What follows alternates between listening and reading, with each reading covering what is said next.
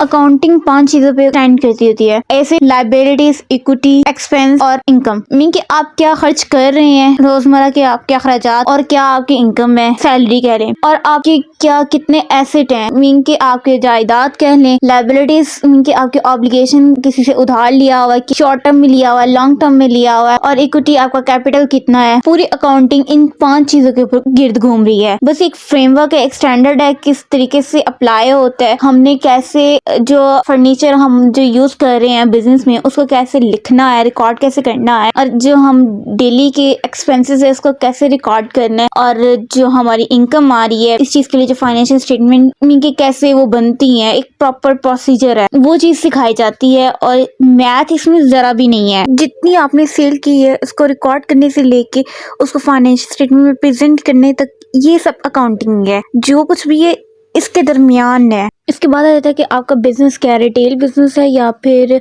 Production हो रही है, तो उसके लिहाज से अकाउंटिंग अप्लाई होती है।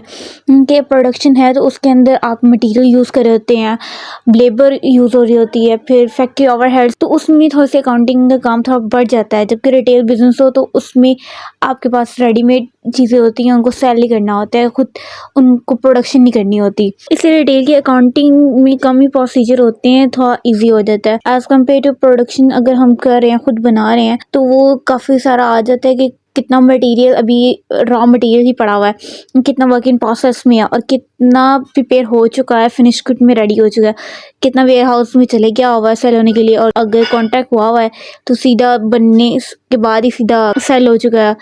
मीन के थर्ड पार्टी है, कस्टमर जिसको भी करना था डिलीवर, उसको डिलीवर कर दिया। सेल कितने में करे एक यूनिट, और फिर उसका एक्सपेंस कितना आ रहा है, प्रोडक्शन में कितना हमने लगाया उसके ऊपर पैसा, और या तो अगर रेडीमेड है तो कितने का हमने बाय किया है, ठीक है, और सेल करने हैं तो मुनाफा रख के कर रहे हैं, तो यही चीज़ आ जाती है। और फिर अदर एक्सपेंसेस के आपके पास जो फर्नीचर है उसके ऊपर जो मेंटेनेंस कॉस्ट आ रही होती है, दूसरी कॉस्ट आपने लेबर रखे हैं, वर्कर रखे हुए हैं, एम्प्लॉय, उनकी कॉस्ट आ रही है, लाइटिंग की कॉस्ट आ रही है, इलेक्ट्रिसिटी की कॉस्ट आ रही है, यही सारी चीज़ें। और अगर कहीं और दूसरी इनकम भी है, कोई इक्विपमेंट उसको सेल किया है तो उसके ज़रिए स्क्रैप वैल्यू जो आई है वो चीज़ भी है, उन सबको करके नेट प्रॉफिट निकालना होता है, थोड़ा सा उस लिहाज से अकाउंटिंग आ जाती है। तो ये सब कुछ सिखाया जाता है और यही चीज़ है। और इसके अंदर आ जाता है कि मेथड आप कौन से इस्तेमाल कर रहे हैं इनको रिकॉर्ड करने के लिए।